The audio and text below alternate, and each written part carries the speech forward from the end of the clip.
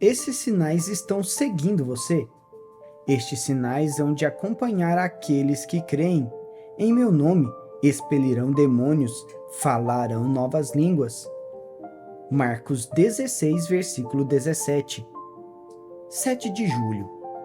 Momentos antes de ascender ao Pai, Jesus disse aos discípulos: Estes sinais hão de acompanhar aqueles que creem. Em meu nome expelirão demônios, falarão novas línguas, pegarão em serpentes, e se alguma coisa mortífera beberem, não lhes fará mal. Se impuserem as mãos sobre enfermos, eles ficarão curados. Marcos 16, versículo 17 e 18. Segundo Jesus, esses sinais sobrenaturais devem acompanhar aqueles que creem. Como você e eu cremos, isso significa que esses sinais devem acompanhar você e eu. Então, analisemos atentamente essa lista sobrenatural para ver precisamente o que Jesus disse a nós.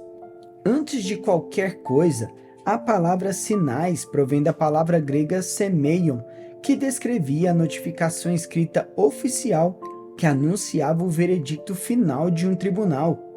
Descrevia também a assinatura ou o selo aplicado a um documento para garantir a sua autenticidade e um sinal que marcava locais importantes de uma cidade. Jesus estava enviando seus discípulos ao mundo para pregar o Evangelho. Ao enviá-los, ele disse que a assinatura de Deus estaria sobre o ministério deles. Aqueles sinais deveriam ser a assinatura de Deus, a declaração oficial de que foram enviados pelo céu e que a mensagem do Evangelho era verdadeira. Para os incrédulos, aqueles sinais autenticariam o fato de que aquela não era uma mensagem criada pelo homem, e sim uma mensagem vinda diretamente do próprio Deus.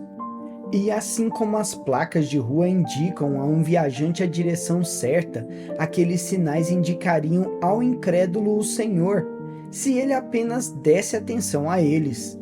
Os sinais específicos mencionados por Jesus são: eles expelirão demônios, eles falarão novas línguas, eles pegarão em serpentes, se eles beberem qualquer veneno mortífero, não lhes causará danos.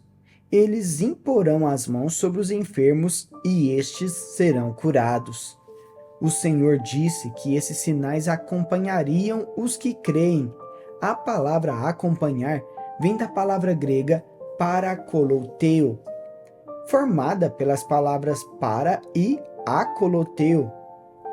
Para significa junto com, como em estar perto ou em grande proximidade.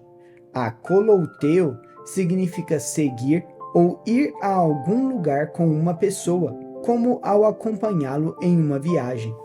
Quando para e akoloteo são unidas em uma única palavra, como nesse versículo, ela significa acompanhar alguém incansavelmente, estar constantemente ao lado de um indivíduo, estar sempre em estreita proximidade a uma pessoa, como um companheiro fiel que está sempre ao lado de alguém.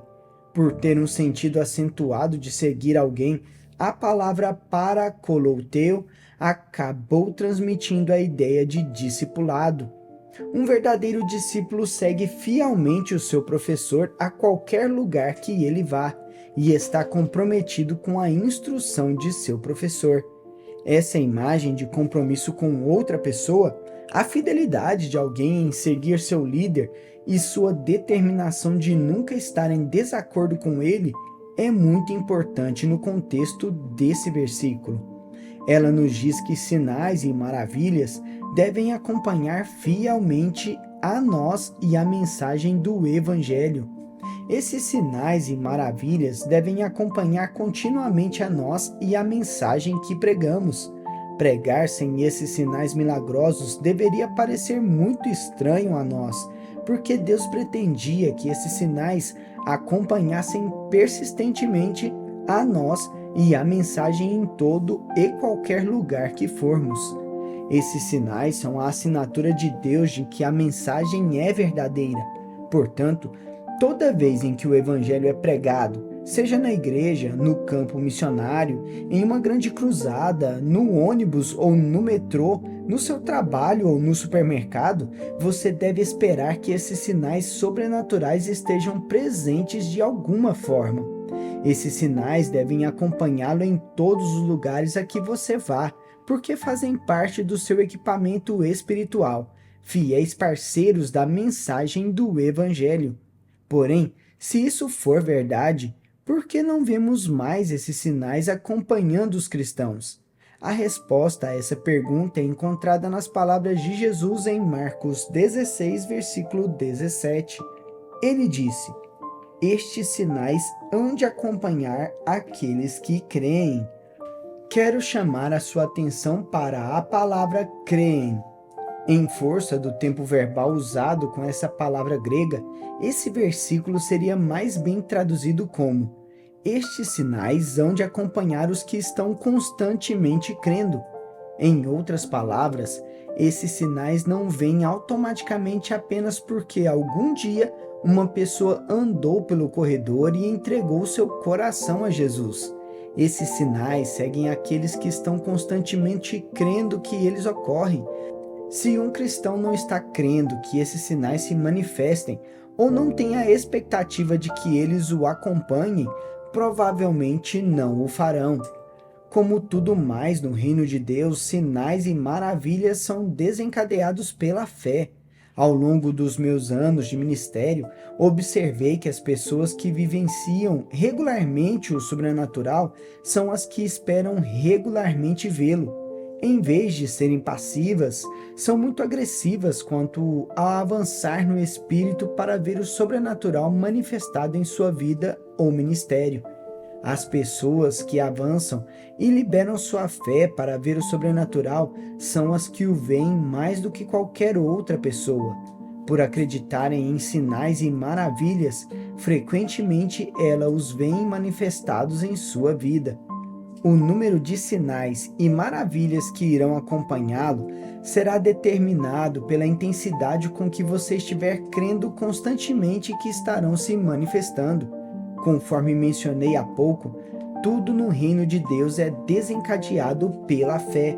Se você não está liberando fé para que o sobrenatural ocorra, muito pouco dele estará se manifestando em sua vida. Se você quer que sinais e maravilhas o acompanhem fielmente, precisa estar crendo constantemente para que aconteçam. Por isso, quando você pregar e compartilhar o Evangelho, tenha a expectativa de que coisas aconteçam.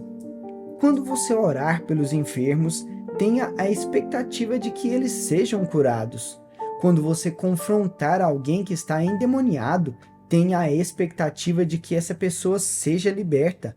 Quando você estiver em uma situação que exige um milagre, tenha a expectativa de que o milagre ocorra. Quando você precisar de proteção, tenha a expectativa de que a mão protetora de Deus esteja sobre você. Se você não está experimentando o sobrenatural em sua vida, isso pode ser um sinal de que você não está liberando a sua fé para ver sinais e maravilhas o acompanharem. Lembre-se de que esses sinais sempre acompanham onde quer que o Evangelho seja pregado e os cristãos estejam crendo que eles ocorram. Essa foi a promessa de Jesus. Ele garantiu que a assinatura sobrenatural de Deus estaria sobre qualquer um que pregasse o Evangelho e abrisse o caminho para o sobrenatural vir a acontecer por crer. Hoje, quero incentivá-lo a pedir ao Espírito Santo que reavive em seu coração a chama para ver a assinatura sobrenatural de Deus em sua vida, igreja ou ministério. Deus quer se manifestar quando você prega ou compartilha o Evangelho. Ele quer autenticar e garantir que a mensagem que você prega ou compartilha é verdadeiramente enviada pelo céu. Porém, para que o milagre ocorra, ele precisa que você esteja constantemente liberando a sua fé, porque a sua fé é o que desencadeia o sobrenatural. Ouça esta oração e veja se ela se encaixa em sua vida.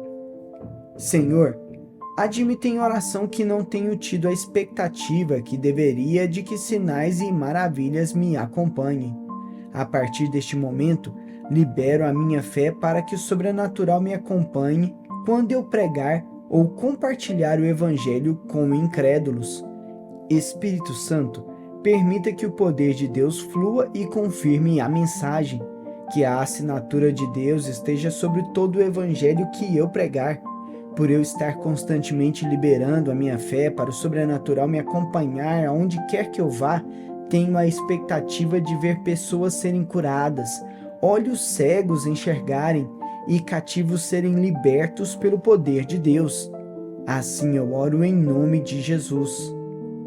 Para refletir, você consegue pensar em um momento em que estava compartilhando o Evangelho e algo sobrenatural aconteceu, como alguém ser curado ou Deus intervir milagrosamente em uma situação para fazer com que um incrédulo soubesse que ele estava falando especificamente com essa pessoa?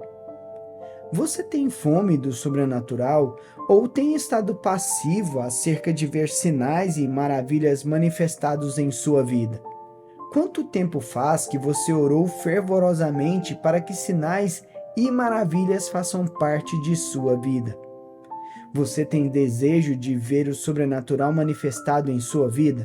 Se esse desejo se adormeceu porque você não dedica algum tempo hoje a pedir ao Espírito Santo que reavive esse desejo em seu coração. Se você não está experimentando o sobrenatural em sua vida, pode ser um sinal de que você não está liberando a sua fé para ver sinais e maravilhas o acompanharem. Lembre-se de que esses sinais sempre acompanham onde quer que o Evangelho seja pregado e os cristãos creiam que eles ocorram.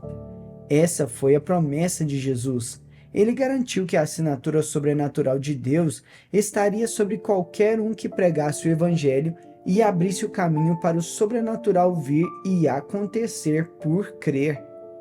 Até o próximo devocional.